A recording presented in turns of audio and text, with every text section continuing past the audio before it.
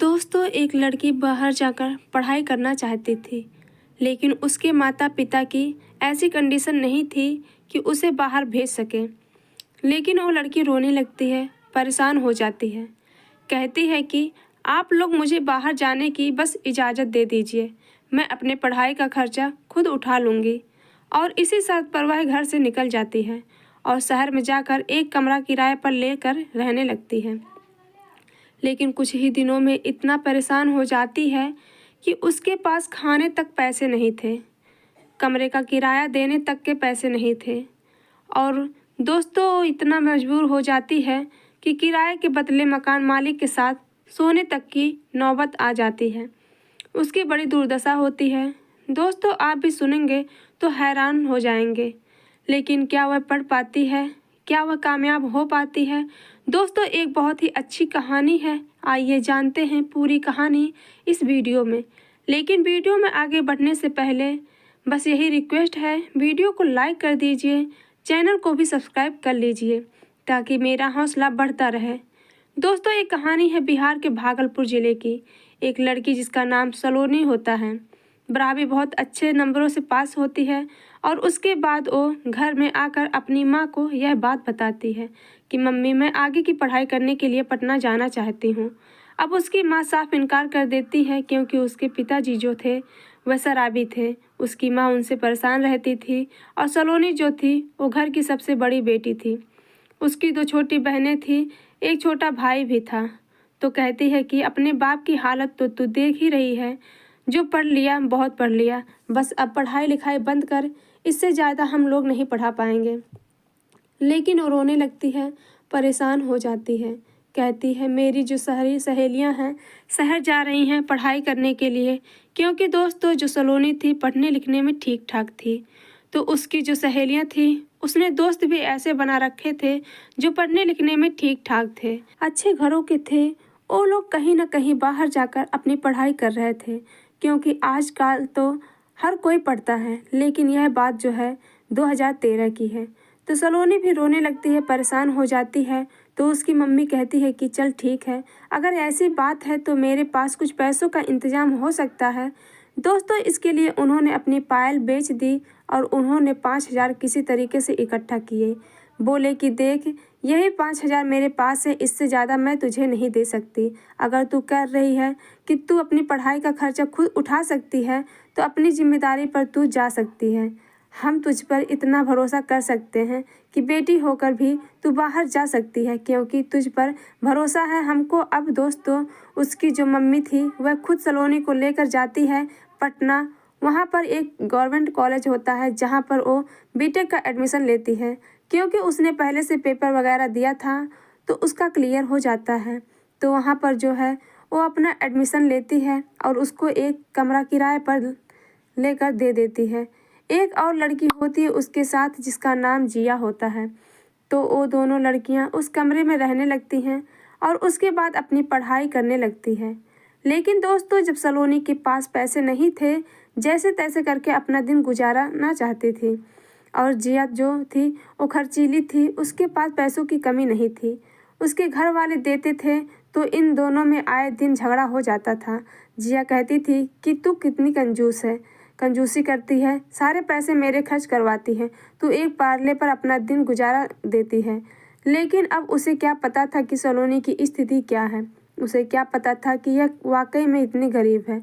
अब दोस्तों, धीरे धीरे जो है जब उसके 5,000 जो उन्होंने दिए थे उसमें से कुछ रुपए बचते हैं, तो वह जो है अब कुछ काम ढूंढती है और घर घर जाकर ट्यूशन के लिए वह दरवाज़ा खटखटाती है और बोलती है कि अगर आपके बच्चे हों तो मैं ट्यूशन पढ़ा सकती हूँ। ऐसे में 40-50 घर का उसने दरवाज़ा खटखटाया कि तभी एक घर में एक आदमी जिनका नाम अमर सिंह होता है, वह कहते हैं कि ठीक है, तुम कितने तक के बच्चों को पढ़ा सकती हो। तो सलोनी कहती है किसी भी क्लास के बच्चों को पढ़ा सकती हूँ।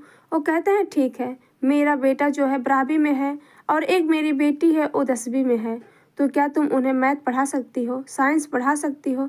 सलोनी कहती है जी सर, मैं पढ़ा सकती हूँ, क्यों नहीं पढ़ा सकती हूँ। अब दोस्तों कहते हैं कि फ़ीस कितना लोगी, तो सलोनी कहती है कि 1000 लूँगी। अब दोस्तों 2013 में 1000 बहुत थे, लेकिन जो घर जाकर ट्यूशन देते थे उनके लिए पैसे बहुत कम थे।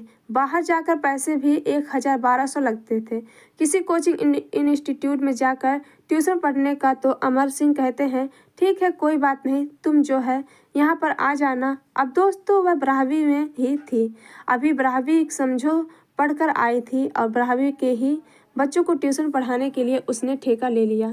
अमर सिंह ने भी बोला कि ठीक है कल शाम से आना। उन्होंने यह भी नहीं पूछा कि तुम खुद कितनी पढ़ी लिखी हो। और दोस्तों उसके बाद जो है अगले दिन शाम से जो सलोनी थी वो जाकर उनकी बेटी को ट्यूशन पढ़ाने लगती है। और इधर जो है जिया और अभी से चिढ़ जाती है, कहती है कि तू मेरे पैसे खर्च करवाती है और खुद अभी से ही कमाना शुरू कर दी, खुद जो है ट्यूशन पढ़ाती है, तो अब तेरी मेरी जमेगी नहीं। दोस्तों वो जो है उससे लड़ाई झगड़ा करके अपना रूम बदल देती है और उसे वहीं पर अकेला छोड़ देती है। अब दोस्तों इधर वो ट्यूशन पढ़ाना शुरू की, कुछ पैसों का बंदोबस्त शुरू किया और इधर इसने जो है उसका साथ छोड़ दिया। अब कमरे का सारा भार इसके ऊपर आ गया, अब और परेशान हो गई और ट्यूशन के लिए बच्चों को ढूंढना शुरू किया। तो उसे सुबह के मीटिंग में भी कुछ बच्चे मिल गए, तो सुबह वह 4 बजे ही उठती और 6 से 8 ट्यूशन पढ़ाती। उसके बाद फिर कॉलेज चली जाती, फिर 4 बजे से आती, 5 से 7 बजे के फिर अमर सिंह के बच्चों को ट्यूशन पढ़ाने चली जाती। ऐसे ऐसे जो है उसका गुजारा हो रहा था, लेकिन उसे जितनी ज़रूरत थी क्योंकि स्कूल का फीस देना था और भी खर्चे थे, उसकी समझो आधी उसे ट्यूशन से पैसे मिल पाते थे। जहाँ वो रूम ले रखी थी वहाँ से 3 किलोमीटर उसका कॉलेज होता है, वहाँ तक वो पैदल ही आया और जाया करती थी। तो इस तरीके से संघर्ष कर रही थी और धीरे धीरे वह कमज़ोर हो जाती है, दुबली हो जाती है। एक दिन जो है अमर सिंह कहते हैं कि क्या बात है, तुम इतनी कमज़ोर क्यों हो जा रही हो, इतनी दुबली क्यों हो जा रही हो।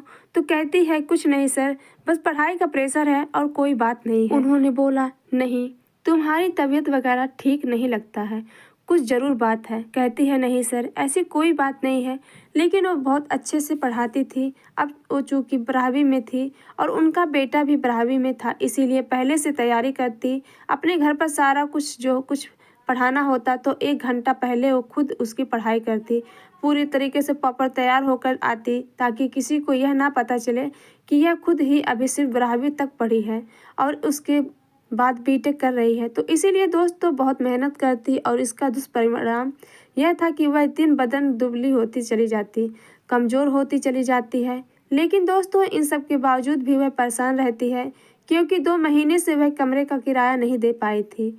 अब जो मकान मालिक था वो दोस्तों आता है और रोज़ उसे किराए के लिए टोकता है, लेकिन वो रोज़ जो है आजकल ऐसे लगाती रही, उसे टालती रही। लेकिन मकान मालिक जो था अब उसकी नीयत जो है ख़राब हो जाती है। वो उससे कहता है कि चलो कोई बात नहीं, तुम इतनी खूबसूरत हो, तुम मुझे किराया नहीं दे सकती, तो इसके बदले तुम और भी कुछ दे सकती हो। तो सलोनी बोलती है कि आप क्या कह रहे हैं अंकल। तो मकान मालिक कहता है कि तुम इतनी समझदार हो, समझ सकती हो मैं क्या कह रहा हूँ, क्या चाहता हूँ। अब दोस्तों सलोनी जो है संकोच में पड़ जाती है, लेकिन अब उससे जो है वह उस तरीके से बात नहीं कर सकती जिस तरीके से कोई और कहता। तो उससे कर रही थी क्योंकि मकान मालिक था और वह चाहता था उसे निकाल भी सकता था। तो इसीलिए मुस्कुरा देती है, कहती है कि अंकल अगर ऐसी कभी नौबत आई तो जैसा आप सोच रहे हैं वैसा भी सोचूंगी, लेकिन बस कुछ दिन का मोहलत दे दीजिए। मकान मालिक भी निश्चिंत हो गया, बोलता है चलो कोई बात नहीं, और गरीब है, सारी कंडीशन वो समझता था कि इसके घर से इसको पैसे नहीं मिलने वाले नहीं है, तो कभी ना कभी तो इसका मैं फ़ायदा उठा ही लूँगा। अब दोस्तों वह जो है आए दिन उसके कमरे में आता और जाता, उसके लिए कुछ खाने पीने की चीज़ें भी ले आता और उसे अपनी नज़दीकियाँ बढ़ाने की कोशिश करता। लेकिन जब ऐसे ऐसे 15 दिन बीत गए, 1 महीने बीत गए और उसे लगा कि जो है सलोनी को हासिल नहीं कर पाएगा, इस तरीके से जो दोस्तों उसके साथ ज़बरदस्ती करने लगा। वह बोला कि ऐसा है कि तुम मेरा किराया दे दो या फिर चलो सौदेबाजी कर ही लो, अब मेरे पास और टाइम नहीं है, मैं और मोहलत तुम्हें नहीं दे सकता। तो सलोनी कहती है कि बस अंकल और एक दिन और रुक जाइए। लेकिन दोस्तों अब वह ज़बरदस्ती पर उतारू हो जाता है और इधर यह सोचती है कि अमर सिंह के पास जैसे ही पैसे मिलेंगे उनके बच्चों के 2000 तो मैं कम से कम उसको 2000 दे दूंगी और जो 2-3 हज़ार और बकाया है और 2-4 दिन का मोहलत ले लूँगी या 15 दिन का मोहलत ले लूँगी। लेकिन अमर सिंह के पास से भी उसको पैसे नहीं मिलते, ना जाने क्यों वो भी 10-15 दिन उसको लेट लगा देते हैं पैसा देने में। तो वह जो है अब इसी इंतज़ार में थी कि आज दे देंगे कल दे देंगे और इसीलिए जो है वो मकान मालिक को आजकल करती रही। लेकिन दोस्तों एक दिन मकान मालिक ने कहा कि बस आज तुम पैसे दे दो या फिर मेरी बात मान लो। अब दोस्तों वो जिद पर अड़ जाता है तो सलोनी जो है वह कहती है कि ठीक है अंकल, मैं जो है कल तो आपको पैसे दे दूँगी।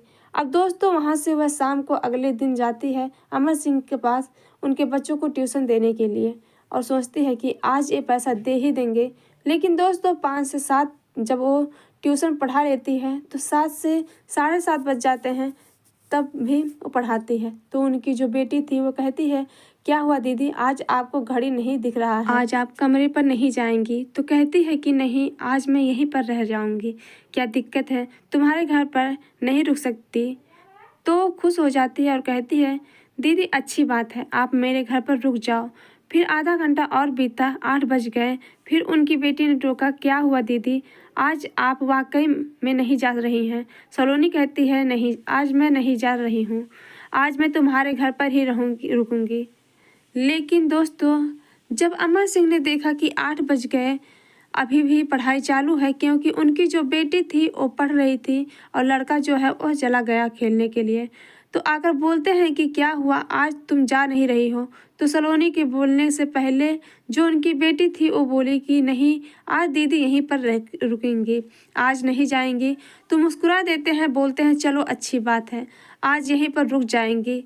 अब दोस्तों और आधा घंटा बीत गया तो अमर सिंह ने सोचा क्या वाकई में आज ही रुक जाएगी? तो उन्होंने बोला तुम जा नहीं रही हो, कोई बात नहीं, यहीं पर रुक जाओ। तो सलोनी कहती है ठीक है, आज मैं यहीं पर रुक जाती हूँ। अब उन्होंने एक टोक बोला और ये रुक गई। उन्हें भी बड़ा संकोच लगा, लेकिन जो उनकी पत्नी थी अमर सिंह की, वह सोचने लगी क्या बात है, यह यहाँ पर क्यों रुक रही है। अब उन्होंने जो है अमर सिंह को पहले ही चेताया था कि जो लड़की है अभी कम उम्र की है और उनके बेटे का नाम आदित्य होता है, आदित्य के ही उम्र की है, कहीं उसको प्रेम जाल में ना फंसा ले या कहीं उसको बिगाड़ ना दे। अब दोस्तों वो जो है जब सुनते हैं कि आज ये यहीं पर रुकने वाली है तो अपने पति को बुलाती है कि कहीं ऐसा तो नहीं है, ऐसी वैसी तो बात नहीं है। बोलते हैं नहीं यार, इतने दिन में तो कभी नहीं बोली, अगर आज रुकना चाह रही है या क्या पता अभी चली ही जाए, तुम इतना परेशान क्यों हो रही हो। लेकिन दोस्तों अब उसका मन तो था रुकने का ही, क्योंकि उसे पता था कि मकान मालिक आज किस शर्त पर जो है उसको मोहलत दे रखा है और वह जाएगी तो उसे क्या करना पड़ेगा, तो इसीलिए वह जाना ही नहीं चाहती थी। अब रात के 9 बज गए तो फाइनली ये हुआ चलो ठीक है अब पढ़ाई लिखाई बंद करो। और दोस्तों उसके बाद फिर उन्होंने 5-10 मिनट इंतज़ार किया तो सलोनी थी वहीं पर बैठी रही, समझ गए कि आज ये रुकने वाली है। फिर जो है उससे बातचीत करने लगे और बोले ठीक है क्या खाओगी, क्या बनवाए तुम्हारे लिए? उसने बोला कुछ भी बनवा लो सर, कुछ भी खा लेंगे। उसके लिए अच्छा सा खाना बनाया इन लोगों ने और उसके बाद जो है फिर खाना वाना खाए। अब जो उसकी पत्नी थी वो तो उस पर टेढ़ी नज़र रख रही थी। उन्होंने जो है उसे अपने पास सुला लिया रात को और उसके बाद जो है उससे बातचीत करने की कोशिश करने लगी कि देखूं इसका बैकग्राउंड क्या है। अब रात भर जो है उसके फ़ोन पर मकान मालिक का फ़ोन आता रहा, उसके बाद उसने साइलेंट कर दिया फ़ोन को। तो उन्होंने देखा जो अमर सिंह की वाइफ थी कि उसके फ़ोन पर इतने फ़ोन क्यों आ रहे हैं। फिर उन्होंने पूछा किसका फ़ोन है, तो सलोनी ने कहा कि यह मकान मालिक का फ़ोन है, शायद वो पूछ रहे होंगे कि आज तुम कहाँ रह गई, कमरे पे आओगी कि नहीं आओगी, क्योंकि उनको ऐसे में भी मेन गेट बंद करना होता है जब सारे लोग अंदर आ जाते हैं। लेकिन दोस्तों अब जो उनकी पत्नी थी वो समझ गई कि एक बार तुम फ़ोन उठाकर बोल भी तो सकती हो कि मैं नहीं आ रही हूँ, तो बोली नहीं, वो तो ऐसे ही परेशान करते हैं, क्या उनको बोलना। लेकिन दोस्तों अब अमर सिंह की जो पत्नी थी वो काफ़ी डीप सलोनी से पूछने लगी कि तुम्हारे माता पिता क्या करते हैं और तुम यहाँ पर कौन सी पढ़ाई कर रही हो, तुम बीएससी वगैरह कहाँ से करके आई हो। और इस पर दोस्तों जब वह ज़्यादा पूछने लगती है तो वह रोने लगती है और फिर सारी कहानी बताती है कि ऐसा है, ऐसी ऐसी बात है आंटी, मैं इतनी परेशान हूँ और मैं पढ़ना चाहती हूँ लेकिन मैं इस तरीके से अपने दिन गुजारती हूँ। पास खाने तक के पैसे नहीं होते हैं, बस आपके ट्यूशन के फीस के चक्कर में मैं सोच रही थी कि आज आप लोग दे दोगे तो मैं जाकर मकान मालिक को दे दूँगी और इस तरीके से वो मेरा पीछा छोड़ेगा। यह सब कहते हुए वो रोने लगती है तो वो भी अब उसकी बातें सुनकर हैरान हो जाती है। कहती है कि क्या बात कर रही हो, इस तरीके से भी होता है, इतना संघर्ष करके तुम पढ़ाई कर रही हो। तो उसने कहा कि हाँ आंटी, मैं ऐसे कर रही हूँ लेकिन मैं देखो अच्छे से पढ़ाती हूँ, आप मेरा प्लीज़ ट्यूशन मत छुड़वा देना। उन्होंने कहा क्या बात कर रही हो तुम। अब सुबह जो है वो अमर सिंह से बात करती है। अमर सिंह जो कि एक बैंक मैनेजर होते हैं उनसे बात करती है और इसकी सारी कहानी बताती है कि देखो यह लड़की कैसे संघर्ष करके और यहाँ पर रह रही है और पढ़ाई कर रही है। जब अमर सिंह उसकी बात सुनते हैं तो कहते हैं कि बेटा अगर तुमने यह बात पहले बताई होती तो शायद हम तुम्हारी कुछ मदद करते, लेकिन तुमने बताया क्यों नहीं और तुम इस तरीके से पढ़ना चाहती हो। दोस्तों उसके बाद वह कहते हैं कि तुम टेंशन मत करो, जैसे मेरे 2 बच्चे हैं वैसे समझ लो तुम भी जो है मेरे परिवार की हिस्सा हो। अब दोस्तों वो जो है उसके पढ़ाई का खर्चा उठाते हैं और अगले दिन जाते हैं मकान मालिक को धमकाते हैं, बोलते हैं पुलिस में तुम्हारी शिकायत अब मैं कर दूंगा, तुम्हारी हिम्मत कैसे हुई एक मजबूर लड़की का फ़ायदा उठाने के लिए। दोस्तों माफ़ी वगैरह मांगता है, उसके बाद उससे कमरा जो है वहाँ पर छुड़वा देते हैं और एक गर्ल्स हॉस्टल में रख देते हैं। कहते हैं सारा खर्चा मैं उठाऊंगा लेकिन तुम अपने परिवार को मत बताना, नहीं तो वह बुरा सोचेंगे। अब दोस्तों ऐसे ऐसे करके सलोनी ने अपने 4 साल बीटेक की पढ़ाई पूरा किया और अमर सिंह के परिवार का एक हिस्सा बन गई। दोस्तों 4 साल के बाद उसका बीटेक पूरा हुआ और उसके बाद उसने बैंकिंग का परीक्षा दी और दोस्तों उसके बाद वो भी मैनेजर बन गई और जो उनका लड़का था जिसे वो ट्यूशन पढ़ा रही थी दोस्तों वो भी बैंक में नौकरी करने लगता है। दोस्तों सलोनी जो है बीच बीच में अपने घर आती जाती रही लेकिन परिवार वालों को कभी उसने नहीं बताया कि हाँ ऐसे कोई है जो मेरी मदद कर रहे हैं। लास्ट में एक बैंक मैनेजर बन जाती है और जो उनका लड़का था अमर सिंह का दोस्तों वो भी बैंक मैनेजर बन जाता है और जाहिर सी बात है कि अमर सिंह उससे कहते हैं क्योंकि सलोनी बहुत अच्छी लड़की है और इन 4 सालों में वह अपने परिवार का हिस्सा मान रहे थे, लेकिन दोस्तों लास्ट में उसे अपने परिवार का हिस्सा बना ही लेते हैं। वह उससे पूछते हैं कि क्या तुम आदित्य से शादी करना चाहोगी, तो दोस्तों हाँ कर देती है और आदित्य भी उसे पसंद करता था और इस तरीके से दोनों की शादी होती है। आज ये सारे लोग बहुत ही शानदार लाइफ गुजार रहे हैं और जो सलोनी का परिवार था भागलपुर में दोस्तों इस नौकरी पाने के बाद उनके भी दिन सुधर जाते हैं और सारे परिवार अच्छे तरीके से रह रहे हैं। तो दोस्तों यह रही हमारी कहानी, आपको कैसी लगी कमेंट करके ज़रूर बताएं। अच्छी लगी हो तो इसी प्रकार की कहानियों के लिए चैनल को सब्सक्राइब करें। फिर मिलेंगे अगले वीडियो में, तब तक के लिए जय हिंद जय भारत।